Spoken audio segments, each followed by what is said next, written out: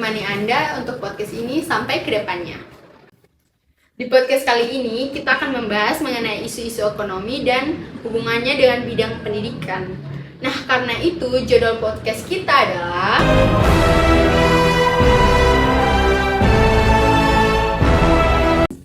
Betul sekali, apalagi sekarang tuh ekonomi dunia tuh lagi bergejolak banget karena adanya perang di mana-mana, sedangkan di Indonesia tuh sembakonya lagi naik. ya benar banget. Apalagi ditambah sekarang orang dapat pekerjaan yang pas tuh kan susah banget. Berarti tingkat pengangguran juga kan bakal naik nih.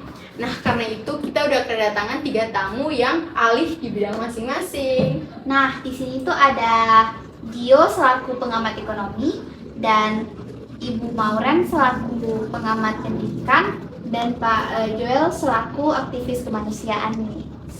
Nah, tanpa basa-basi lagi, sekarang kita akan masuk pada topik yang pertama, yaitu pengangguran.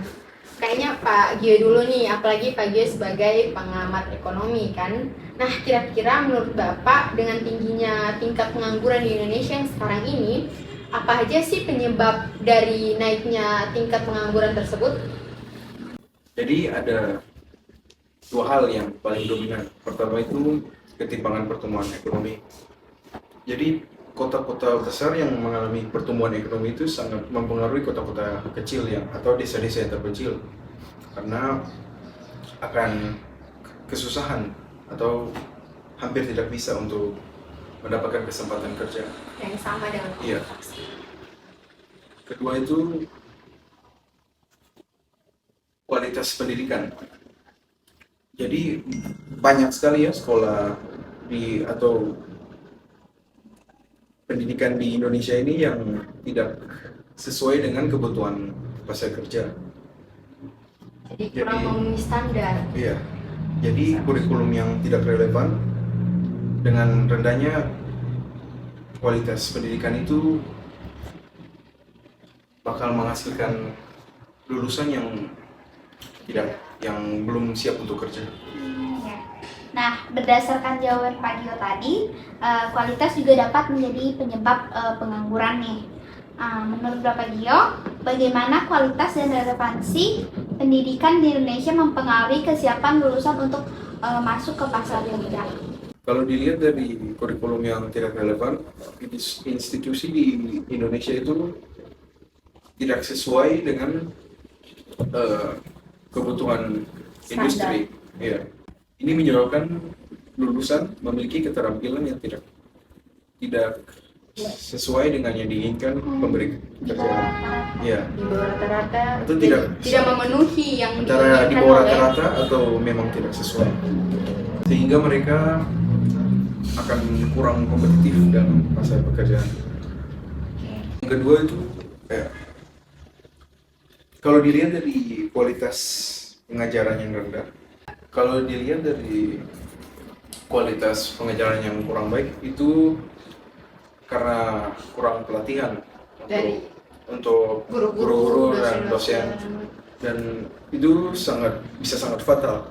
Itu karena mempengaruhi yang diajari juga ya. Iya, bakal mengakibatkan siswa dan mahasiswa itu kurang memiliki keterampilan yang kurang baik. Jadi karena pengajar-pengajar tersebut jadi menghasilkan siswa-siswi atau mahasiswa yang kurang kompeten juga, yang tidak sesuai dengan standar yang Itu bakal ditentukan di sangat lingkungan kesulitan kerja. kalau dalam pekerjaan. Jadi pengajar itu sangat mempengaruhi. Iya, mempengaruhi masa depan mahasiswa. Oke, terima kasih atas jawabannya Pak Gio. Jadi kali ini saya akan langsung beralih kepada Ibu Mauren selaku pengamat pendidikan. Jadi langsung saja saya bertanya ya Bu. Ya, silakan Aurel. Menurut Ibu berdasarkan jawaban Pak Gio tadi yang dimana menyatakan bahwa kualitas pengajaran juga berdampak terhadap penyebab pengangguran. Nah, jadi apa saja langkah-langkah yang bisa diambil untuk meningkatkan kualitas pengajaran di institusi pendidikan yang ada di Indonesia ini? Iya baik, saya akan menjelaskan secara garis besarnya saja. Jadi yang pertama ada peningkatan pelatihan dan pengembangan profesional untuk guru dan dosen. Jadi di mana pemerintah itu menyediakan program pelatihan berkelanjutan yang berfokus pada sistem pengajaran modern dalam bidang pendidikan. Kemudian yang kedua yaitu reformasi kurikulum. Nah, reformasi kurikulum ini dilakukan agar lebih relevan dengan kebutuhan industri dan perkembangan teknologi pada zaman sekarang ini. Jadi menurut Ibu, reformasi kurikulum ini juga menjadi langkah awal untuk meningkatkan kualitas pengajaran kan? Nah, kenapa sih menurut Ibu kira-kira ini bisa di-highlight oleh beberapa orang bahwa kurikulum kita itu sendiri sebenarnya masih belum sesuai dengan standar internasional? Iya, jadi simpelnya gini, seiring berkembangnya zaman, kita harus mereformasikan kurikulum agar sesuai dengan perkembangan zaman dan teknologi yang ada pada saat ini. Karena mau tidak mau, kita harus bisa mengikuti perkembangan zaman yang ada, apalagi ditambah dengan adanya AI. Jadi kira-kira menurut Ibu nih, seberapa pengaruhkah AI dalam sistem pendidikan kita secara umum? Iya, menurut saya sangat berpengaruh besar sekali. Karena zaman sekarang nih anak-anak atau siswa-siswi ini sangat bergantung pada AI. Iya. Contohnya tuh seperti ChatGPT. Dimana kalau misalnya diberikan tugas oleh guru, anak-anak tuh kayak bergantung pada aplikasi ini, ChatGPT ini. Jadi mereka tuh lebih malas dalam belajar. Mereka tinggal klik-klik, cari terus gitu. Jadi Padahal yang diinginkan itu kan sebenarnya analisa dari siswa tersebut. tapi lebih bergantung pada AI ini. Berarti peran AI ini sangat penting ya, apalagi katanya AI ini dapat menjadi sumber penyebab di mana terjadinya pengangguran karena beberapa pekerjaan itu akan terganti oleh AI. Benar sekali. Baik, nah Pak Joel sendiri ini kan sebagai aktivis kemanusiaan pasti punya banyak pengalaman langsung kan ya.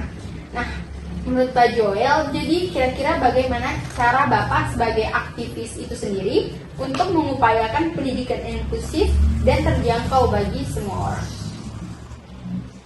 Nah, jadi saya sebagai aktivis kemanusiaan, saya mengusulkan tuh ada 2 poin. Nah, yang pertama itu mengenai kebijakan dan juga regulasi dalam yang ada di negara kita, negara Indonesia. Nah, di sini saya akan menguraikan lagi. Jadi yang pertama itu usulan dari saya itu kita harus mendorong pemerintah untuk membuat suatu aturan atau kebijakan yang dimana itu untuk melindungi hak-hak asasi semua manusia, termasuk juga penyandang disabilitas, keluarga yang latar belakangnya itu tidak kurang mampu, dan juga itu perempuan. Nah, itu yang pertama. Dan yang kedua itu kita bisa alokasikan dana ke sekolah-sekolah yang ada di Indonesia. Itu tujuannya apa? Supaya sekolah-sekolah yang ada di Indonesia itu tercukupi dia punya sumber daya. Khususnya yang ada di daerah-daerah Ya. perbatasan ya? Iya, daerah terpencil. Nah, itu untuk poin yang pertama.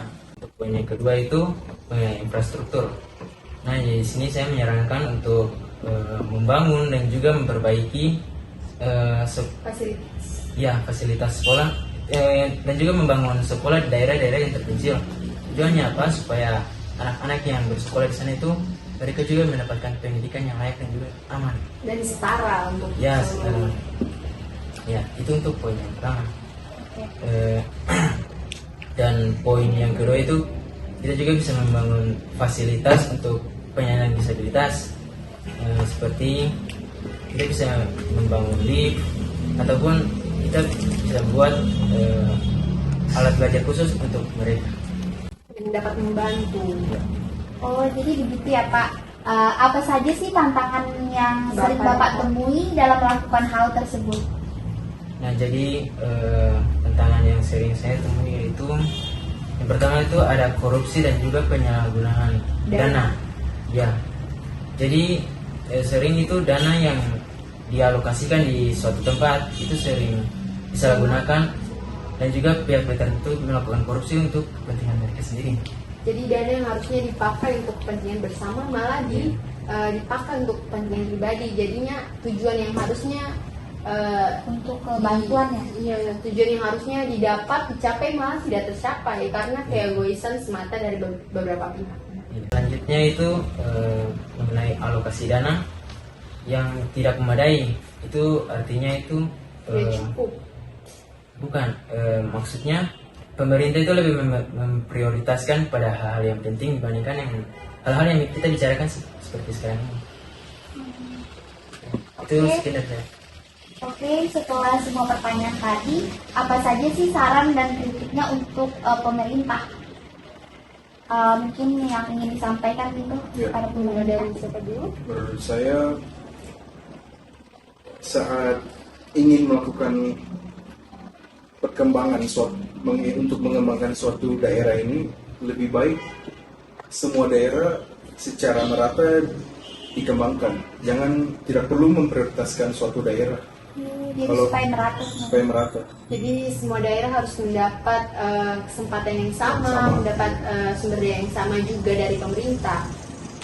Ada saran dari narasumber yang lain? Ya. Ya dari kalau saran dari saya sih pemerintah tuh harus memperhatikan pendidikan dan ekonomi itu harus disebarkan secara merata. Ya. Supaya apa? Jangan itu ada timpang sebelah. Jangan hanya golongan menengah ke atas saja yang bisa meraih bisa bersekolah setinggi mungkin. Jadi iya, intinya kayak itu harus gitu. merata ya, tanpa adanya aplikasi kepada beberapa daerah saja. Iya, Kalau Ibu Maureen sendiri? Kalau menurut saya sendiri, saran saya itu pemerintah harus mampu memberikan solusi kepada masyarakat, apalagi Khususnya ya, dalam khususnya dalam melihat kenyataan yang ada di mana banyak sekali pengangguran di Indonesia akibat adanya AI. Jadi menurut Ibu, pemerintah harus lebih nyata lagi dalam melihat kondisi yang ada, apalagi dengan adanya AI yang sekarang mempermudah. Ya, Baik, terima kasih untuk 3 bintang tamu kita yang sudah datang pada hari ini dan menemani kita. Nah, terima kasih telah mendengarkan episode hari ini tentang pentingnya kupas tuntas masalah pengangguran dan korupsi edukasi sebagai tantangan menuju Indonesia emas. Nah, kami telah membahas berbagai strategi yang ada yang telah diusulkan oleh aktivis kemanusiaan, pengamat ekonomi, juga pengamat pendidikan. Nah, tantangan yang mereka hadapi dalam mewujudkan visi ini juga sudah mereka sebutkan. Pendidikan adalah hak setiap individu, dan bersama-sama mari kita wujudkan sistem pendidikan yang lebih adil dan merata. Mari kita terus mendukung inisiatif-inisiatif yang membawa perubahan positif dan memastikan tidak ada anak atau masyarakat yang tertinggal. Jangan lupa untuk mengikuti podcast ini dan juga membagikan podcast ini kepada teman dan keluarga kalian. Dan jangan lupa juga berkunjung di laman Instagram kami yaitu Gunfil Today Podcast untuk memberikan kritik dan saran terhadap episode hari ini. Dan juga jangan lupa memberikan saran untuk episode selanjutnya. Tetap semangat dan tetap berjuang, dan ingat setiap langkah kecil yang kita lakukan dapat membawa perubahan yang besar. And see you next time!